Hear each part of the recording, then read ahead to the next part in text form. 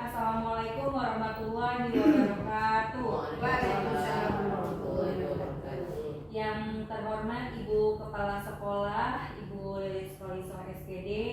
Yang terhormat Ibu Wakil Kepala Sekolah, Ibu Rini Murianti Winarsi MPD, serta Bapak Ibu Guru SDN Cilincing 02 pagi. Puji syukur kehadirat Allah Subhanahu wa Ta'ala, yang mana dengan rahmatnya kita dapat berkumpul di pagi hari ini dalam rangka pengimbasan PKG yang akan disampaikan oleh Bapak Fauji. Berikut adalah rangkaian acara yang akan kita laksanakan pada pagi hari ini. Yang pertama yaitu sambutan dari Ketua Kombel, yang kedua sambutan dari Ibu Kepala Sekolah, yang ketiga adalah rencana tindak lanjut yang akan disampaikan oleh Pak Fauji, yang keempat tanya jawab serta penutup.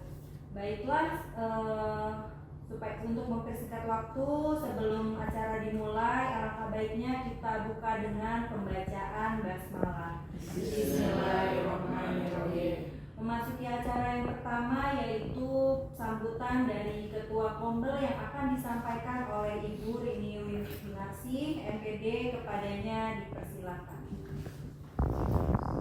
Assalamualaikum warahmatullahi wabarakatuh. Waalaikumsalam warahmatullahi wabarakatuh.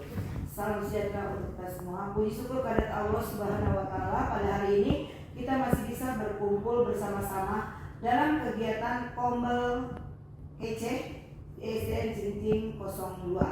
Adapun Kombel hari ini yaitu tentang perencanaan tindak lanjut pembelajaran PJOK berkaitan dengan PKG dengan melalui pembelajaran Sport Education Model lari jarak pendek. Kombel ini diselenggarakan yaitu kita selaku guru-guru, jadi untuk meningkatkan mengajar kita kepada peserta didik supaya peserta didik juga bisa mengetahui apa sebenarnya kegiatan-kegiatan yang ada di sekolah yang disampaikan oleh Bapak Ibu guru. Mungkin itu saja mempersingkat waktu dari acara Kombel ini. Nanti akan disampaikan rencana tindak lanjut berikutnya oleh Bapak Fauji selaku guru PJOK. Wabillahi taufiq wal hidayah. Wassalamualaikum warahmatullahi wabarakatuh. Waalaikumsalam warahmatullahi wabarakatuh. Acara selanjutnya yaitu sambutan dari Ibu Kepala Sekolah yang akan disampaikan oleh Ibu Lilis Koliso SPD. Kepada beliau dipersilakan. Terima kasih. Bismillahirrahmanirrahim. Assalamualaikum warahmatullahi wabarakatuh. Waalaikumsalam warahmatullahi wabarakatuh. Alhamdulillah wa syukurillah wa alhamdulillah la haula wala quwwata illa billah. Terima kasih Bapak dan Ibu guru pada kesempatan pertemuan hari ini di acara komunitas belajar kita Sekolah SD Cilincing 02 dalam rangka membahas tentang rencana tindak lanjut dari guru PJOK, itu dari Bapak Fauji. Nah, mudah-mudahan dalam kegiatan ini kita ikuti ilmunya ya, sangat bermanfaat. Kemudian nanti saya juga berharap ilmu-ilmu yang sudah Bapak Ibu dapatkan kemudian diimbaskan kepada teman-temannya di sini ya, di dalam kegiatan komunitas belajar. Nah, sehingga kita saling berbagi ilmu, saling berbagi pengetahuan yang didapat baik dari dalam sekolah maupun di luar sekolah. Itu yang bisa yang saya harapkan dari Bapak dan Ibu guru, karena dalam kerjasama itu sangat dibutuhkan, apalagi saling berbagi itu sangat banyak sekali manfaatnya ya. Jadi jangan ilmu yang kita dapat itu untuk diri kita sendiri ya, kita harus berbagi, karena memang di zaman sekarang pendidikan sekarang itu kalau kita tidak mengembangkan potensi kita yang ada di dalam diri kita ya, nanti kita akan akan kesulitan dalam pembelajaran di kelas karena sekarang banyak sekali pembaruan yang berlaku di dalam proses belajar remaja kita. Itu saja mungkin. Selamat bekerja, selamat mengikuti kegiatan ini. Mudah-mudahan kita diberi kesehatan, kemudian ilmunya bisa bermanfaat bagi kita semua. Saya akhiri. Wassalamualaikum warahmatullahi wabarakatuh. Waalaikumsalam warahmatullahi wabarakatuh.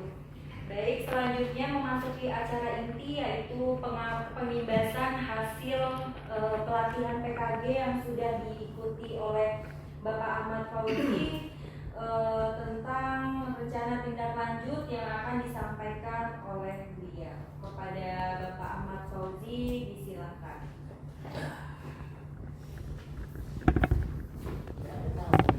Baik.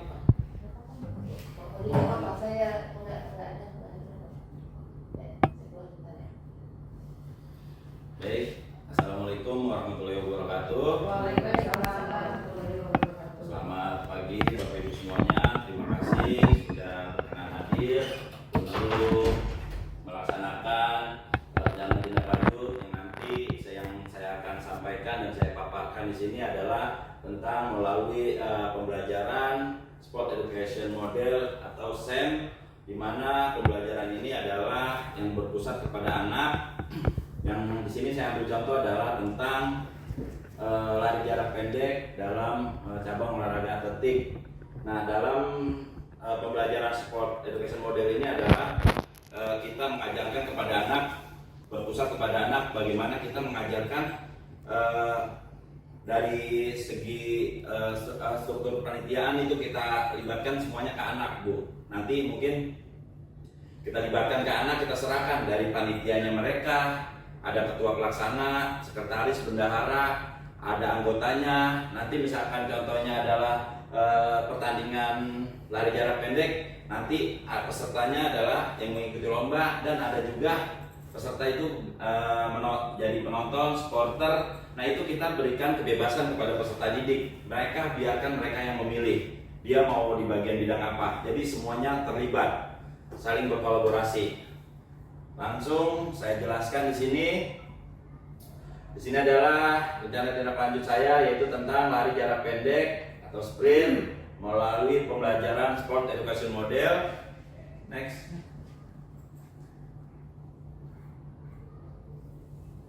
Oke.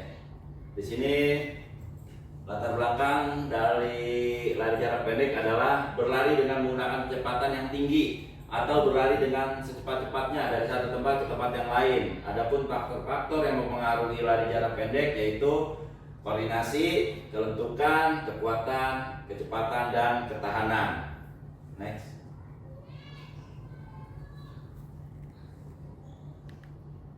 Tujuan program di sini adalah yang pertama,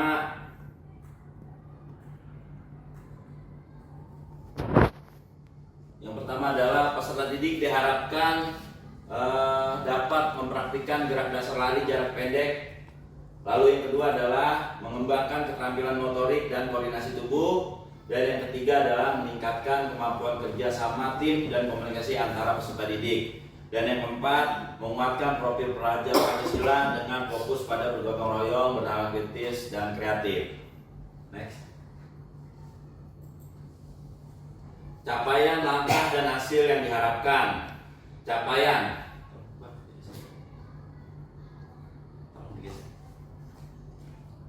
Capaian peserta didik kelas 6. Di sini saya ambil satu sampel adalah kelas 6. Nanti kita bisa libatkan kelas tinggi, kelas 4 dan 5 dan 6. Peserta didik kelas 6 memahami lari jarak pendek. Yang kedua, peserta didik kelas 6 dapat mempraktikkan lari jarak pendek. Dan yang ketiga, peserta didik kelas 6 dapat menunjukkan sikap sportif dan menghargai perbedaan. Next. Langkah-langkah. Yang pertama, peserta didik dapat menyebutkan arti lari jarak pendek. Yang kedua, peserta didik kelas 5 dapat mengikuti aturan perlombaan dan bekerjasama dengan teman dalam lari jarak pendek.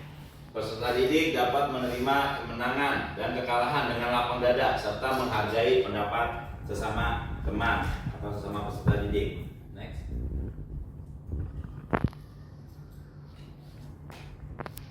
Hasil yang diharapkan adalah mengadakan lomba presentasi tentang lari jarak pendek, membuat poster atau membuat video yang menjelaskan lari sambung, mengadakan kegiatan kejuaraan lari jarak pendek di sekolah, mengadakan diskusi tentang nilai-nilai yang terkandung dalam kejuaraan, memberikan penghargaan kepada peserta didik yang menunjukkan sikap sportif. Nah, di sini yang tadi saya sampaikan di awal, Bapak Ibu, kita serahkan semuanya kepada peserta didik, kita melatih mereka. Jadi semuanya saling berkontribusi. Jika tidak ada yang mau menjadi atlet, ikut perlombaan, bisa jadi penonton, supporter. Seperti itu. Ada ketua pelaksananya dan kebetulan saya sudah buat bentuk. Mungkin nanti pas liburan sekolah mau menjelang bagi rapot, nanti saya akan adakan kelas meeting. Nah, di situ panitianya adalah dari anak-anak kelas 6 yang saya ambil, karena anak kelas 6 itu pikirannya udah agak dewasa. Seperti itu.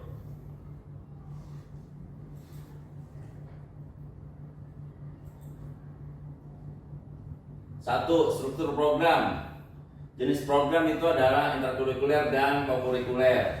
Skala program itu kelas 6, pengaturan program dilaksanakan di lapangan sekolah pada 10 dan 11 Desember. Lanjut, yang kedua adalah mitra dalam komunitas. Di sini ada ibu kepala sekolah sebagai penasehat dan fasilitator dalam kombel.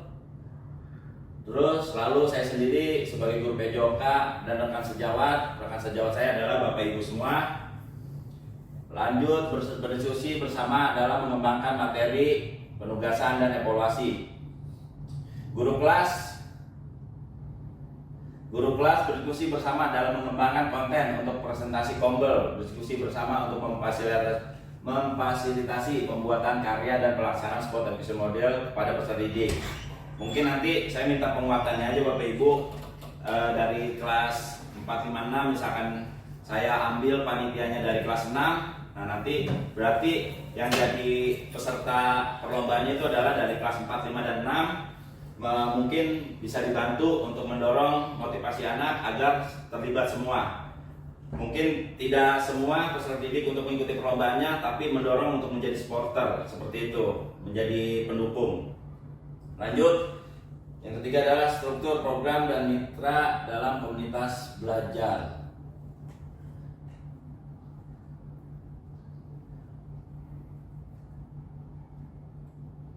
Oke, di sini memasuki kapasitas yang dimiliki sekolah atau aset based thinking. Yang pertama adalah aset manusia. Aset manusia. Nah, kalau ini. Di mana aset manusia adalah ada ibu kepala sekolah, guru, dan peserta didik. Yang kedua ada aset fisik, yaitu aset fisik adalah halaman sekolah sama alat pendukung seperti alat kids atletik atau alat olahraga yang lainnya. Aset yang ketiga adalah aset sosial, adanya aturan di sekolah yang berdampak kepada seluruh warga sekolah. Dan keempat, aset lingkungan, berada di lingkungan yang aman, baik, tertib, dan ramah anak. Next. Dan yang kelima adalah aset finansial, dana bos. Yang keenam adalah aset politik. Di sini adalah kebijakan kepala sekolah dan komite. 7 adalah aset agama, prinsip-prinsip moral dan etika yang diajarkan dalam agama seperti kejujuran, kasih sayang, dan kedamaian.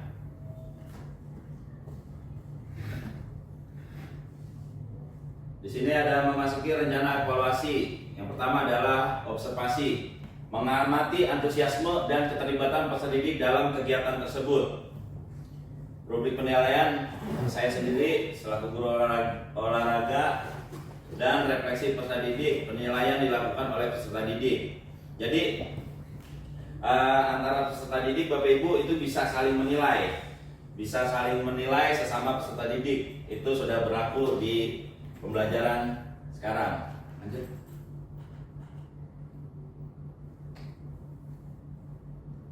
Nah, di sini memasuki kemungkinan tantangan. Tantangan yaitu adalah perbedaan kemampuan peserta didik. Tidak semua peserta didik memiliki tingkat keterampilan fisik yang sama, sehingga sulit bagi guru untuk memastikan semua peserta didik terlibat dan berkembang sesuai kemampuan mereka.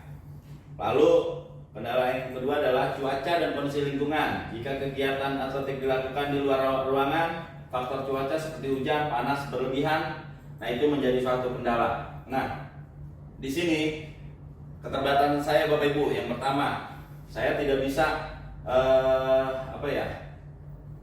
bisa menggali minat anak. Terkadang yang jadi kendala itu adalah dari peserta didik, yaitu kurangnya percaya diri. Jadi takut untuk mencoba hal-hal yang baru. Nah, makanya mohon kerjasamanya kepada Bapak Ibu. Nanti jika model pembelajaran SEM ini berjalan, saya laksanakan, tolong selalu memotivasi anak agar semuanya bisa mencoba. Lanjut. Solusi di sini memerlukan strategi kreatif seperti diferensiasi pembelajaran, pemanfaatan sumber daya secara efektif, komunikasi yang baik dengan siswa, dan fleksibilitas dalam mengatur jadwal serta materi pembelajaran, memindahkan ke hari berikutnya. Oke, mungkin sekian. Di sini sedikit ada pantun. Mobil baru dibelikan Tuan, Cakep. sangat bahagialah hatiku. Cakep. Terima kasih kawan-kawan sudah banyak membantuku. Mungkin cukup sekian dari saya.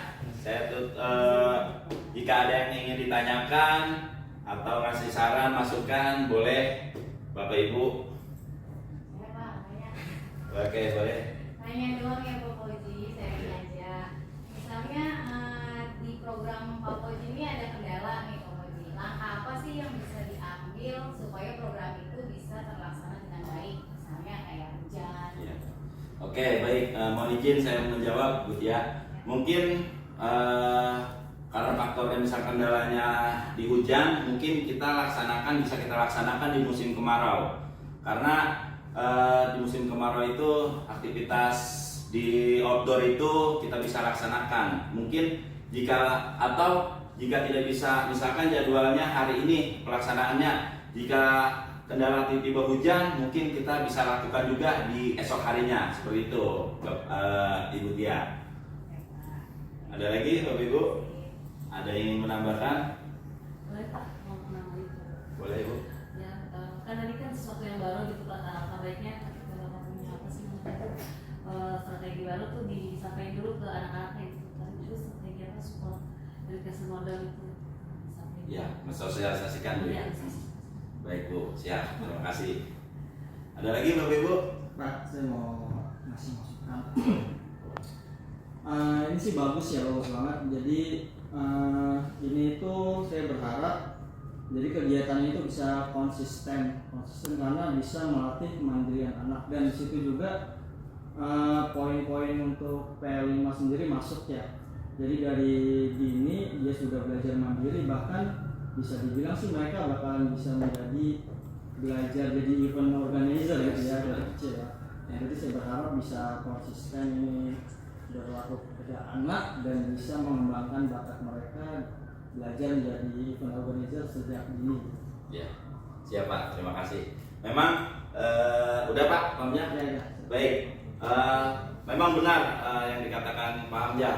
Model pembelajaran SEM ini adalah sangat penting terhadap anak karena melatih kemandirian, kerjasama, dan saling menghargai. Jadi kita sama dengan adalah menggali potensi anak-anak yang merasa kurang percaya diri. Nah, tujuannya adalah kita harus bisa saling berkolaborasi antara saya dan Bapak Ibu guru semua untuk selalu memotivasi ke anak.